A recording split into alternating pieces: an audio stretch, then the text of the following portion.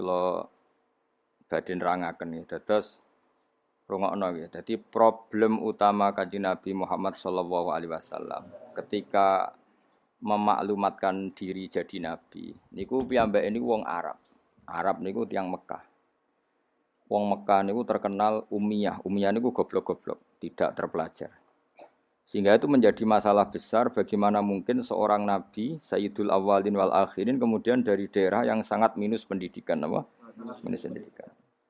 Sehingga ketika Nabi memaklumatkan jadi nabi, itu orang pertama protes itu orang Yahudi. Makanya masyhur, andai kan Muhammad itu nabi dan ada nabi akhir zaman, pastilah kita. Cara pikiran Yahudi pastilah kita. Karena orang Yahudi kita tahu Yahuda bin Yakub bin Ishak bin Ibrahim. Eling-eling napa? Yahuda bin Yakub bin Ishak bin Ibrahim. Lah Yahuda niki dulur barpe Nabi Yusuf. Sinten? Dulur barpe Nabi Yusuf. Sehingga secara nasab itu terus dimasalahkan Nabi.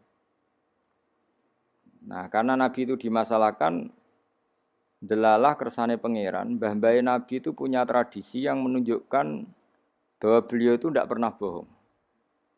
Misalnya yang paling dekat kita tahu adalah Muhammad bin Abdullah bin Abdul Muthalib. Abdul Muthalib ini orang yang suka tawaf ning Ka'bah. Suka tawaf di Ka'bah, kemudian ada pintu di Mekah namanya Babu Syaibah, apa? Babu Syaibah atau Babu Bani Syaibah. Terus sampai tok wau Ilyas. Ilyas itu wa huwa awwaluman ahdal budna ila rihabil haramiyah. Ada tradisi memberi hadiah ke Ka'bah. Singkat cerita, Imam Berjanji ini termasuk Sayyid Al-Husaini, Imam Berjanji itu namanya Ja'far bin Hasan Al-Berjanji ini.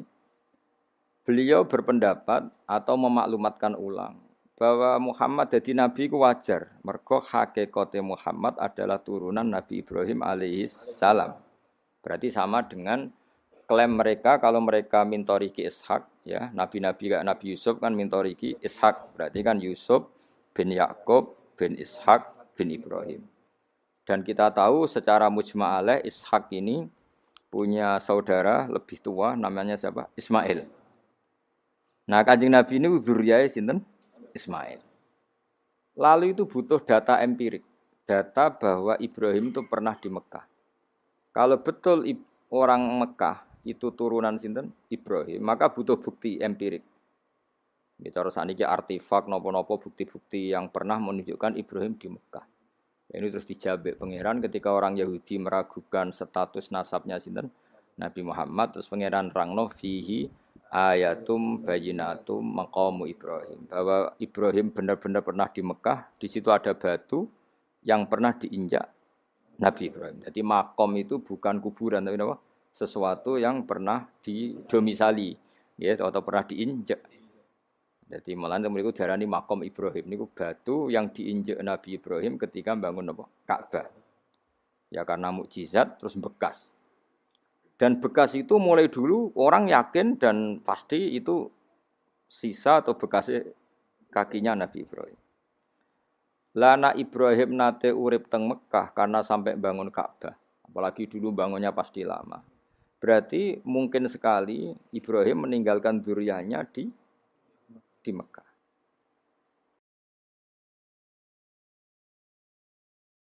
Makanya Quran terus cerita bahwa Ibrahim niku ngendikan ketika mau meninggalkan Mekah, inni askantu min dzurriyyati biwadin ghairi dzar'in inda baitikal muharram. Terus ada kepastian, makanya Quran ayat-ayat itu masih menjawab keraguan orang Yahudi bahwa Muhammad kenapa jadi nabi, dia itu anaknya siapa, turunannya siapa. Padahal di Taurat dan Injil jelas aturan nabi itu dzurriyyatam ba'duha min ba'd. Enggak boleh. Nabi turunannya Parlan itu tidak boleh. Turunannya Karmen itu tidak boleh. Ribet. Apa? Ribet. Nabi itu harus turunan Nabi. Bukan karena Allah itu asobian, enggak. Masyarakat itu lebih ikhlas.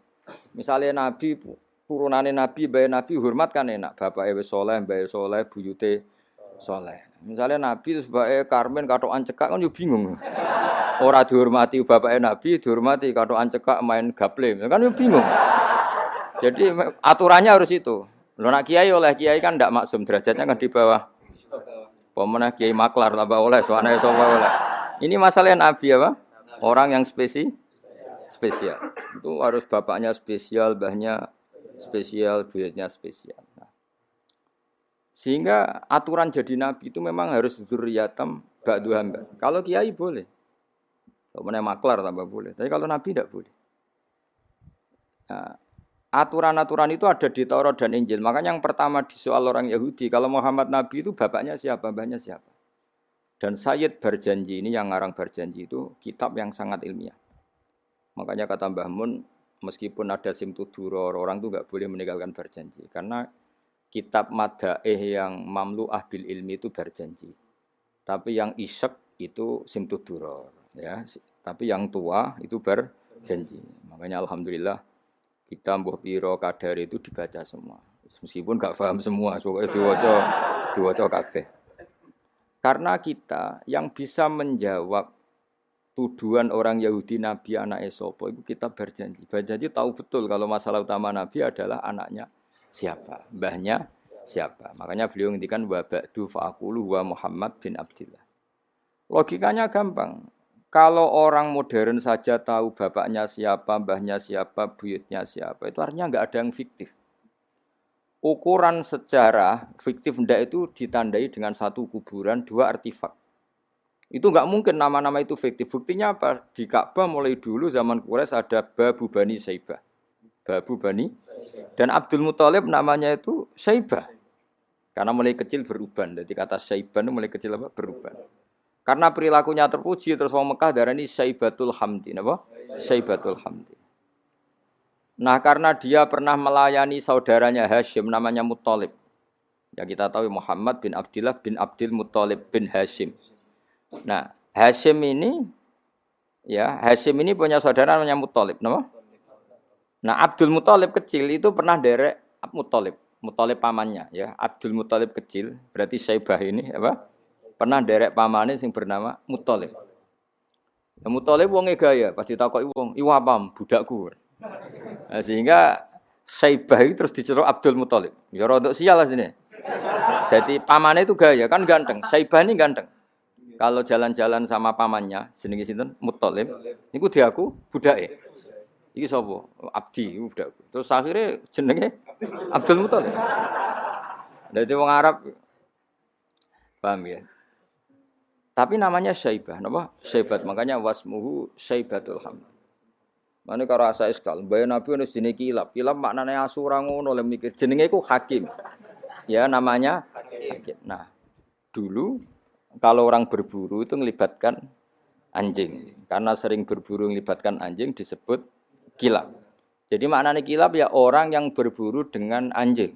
Oh, coba langsung bawa mana kilab, asu. Oh, kasus ya. Kasus. Makanya lah itu hebatnya Imam Barjanji. Beliau darani wasmuhu Hakim bin Murrah. Jenenge kilab iku Hakim. Ya, paham napa? Jenenge kilab niku Hakim. Sebagian ulama darani kilab itu isim sifat.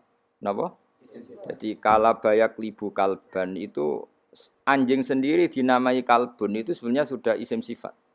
Bukan alam murtajal ya, tapi alam mangkul ya. Alam apa mangkul? Kalau dalam ilmu nahwu itu alam mangkul.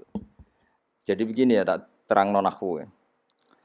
Alam itu ada dua, ada alam mangkul, ada alam murtajal. Tapi hampir semua alam itu mangkul sebetulnya. Ya, semua alam itu hampir semuanya itu mangkul. Mangkul itu satu nama yang diambil dari satu makna dalam kosakata, napa? Dalam kosakata. Misalnya Hamida, Yahmadu, Hamdan, napa? Hamida, Yahmidu, Hamdan atau Yahmadu, Hamdan. Hamdan maknanya pujian, napa? Kemudian Nabi karena orangnya sifatnya terpuji disebut Muhammad, orang yang dipuji. Sehingga nama ini potensi rubah-rubah.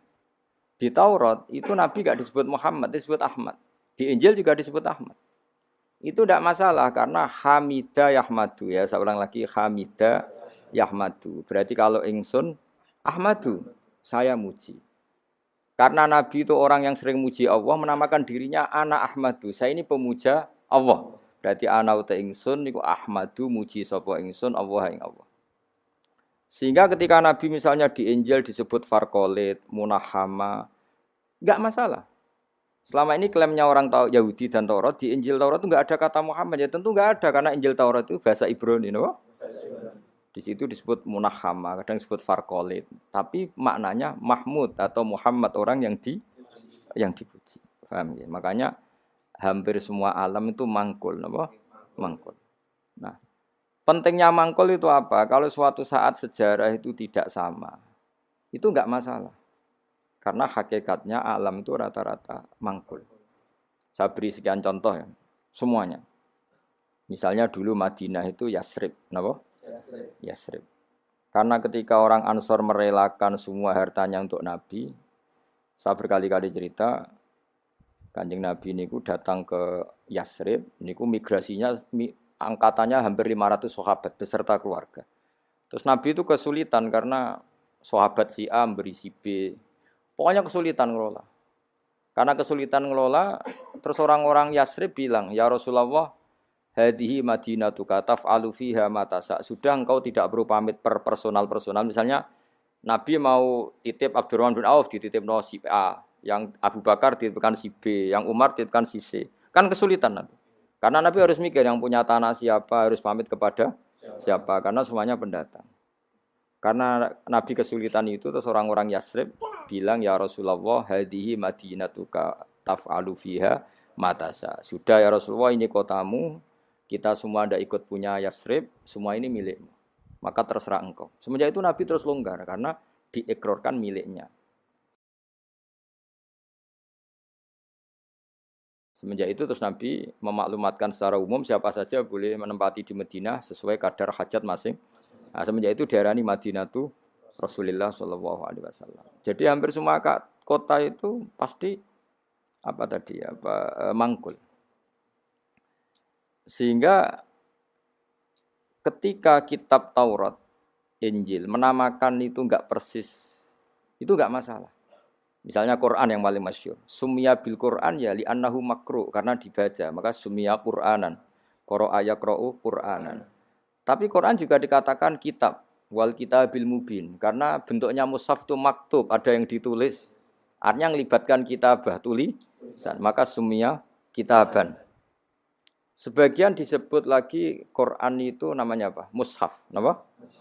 Karena mushaf itu dari kata sohifa, ada lampiran, melibatkan kertas. Maka disebut yatslu suhufam mutahhar. Paham ya? Makanya suhufi Ibrahim wa Musa. Jadi melihat itu melibatkan lampiran, sohifah disebut mushaf. Melihat itu dibaca disebut Quran. Melihat itu melibatkan tulisan disebut kitab. Melihat konsepnya adalah al-fariq bainal haqqi wa bainal batil disebut furqan, pemisah. Melihat fungsinya cahaya disebut nur. Melihat fungsinya Quran menghidupkan jiwa-jiwa yang mati disebut ruh. Wa kadzalika auhayna ilaika ruham min amrina. Sehingga berdipastikan sebenarnya semua nama itu rata-rata itu mangkul, apa? Mangkul. Makanya Nabi sering ngendikan, saya ini punya sekian nama. Itu beliau menyebut ana Muhammad wa ana Ahmad. Termasuk beliau menyebut wa anal mahi. Saya ini pelebur, penghilang. Yamhu bi al-kufra, dengan saya kekafiran menjadi hilang. Wa anal aqib, saya ini penutup karena saya adalah penutup para nabi. Wa anal hasyir, saya ini hasyir, penggiring. Karena nanti semua para nabi digiring di bawah benderaku. Jadi nabi juga punya sekian nama dan semua itu menunjukkan alam apa? Mangkul. Ya, alam apa? Mangkul. Nah sekarang asmani babai nabi itu jelas gak fiktif karena tadi orang Arab tahu semua. Semua orang kafir pun tahu.